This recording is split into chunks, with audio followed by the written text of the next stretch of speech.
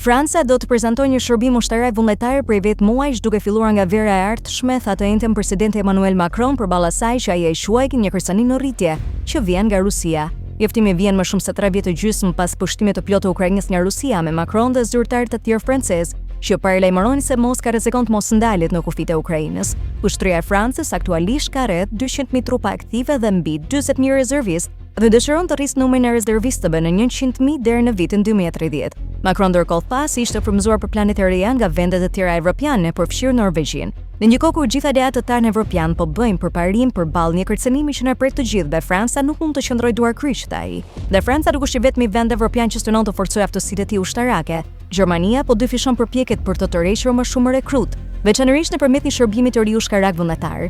Plani mbetet të miratohet nga parlamenti. Ministri i Mbrojtjes i Belgjikës u dërgoi një letër këtë muaj 17 vjeçarëve për t'i inkurajuar ata të regjistrohen për shërbimin ushtarak vitin e ardhshëm me qëllim që të zgjedh 500 kandidat mes 18 dhe 25 vjeç për të nisur programin në shtator. Polonia e kohët e fundit ka filluar zbatojë një program të ri trajnimi ushtarak vullnetar dhe synon të trajnojë 100.000 vullnetar në vit nga viti 2027, ndërsa kërkon të ndërtojë një ushtri rezervistësh me shqetësime të rritje për Rusi. Nuk po shqyrton një kthim në shërbimin ushtarak universal, por më tepër po synon një sistem rezerv.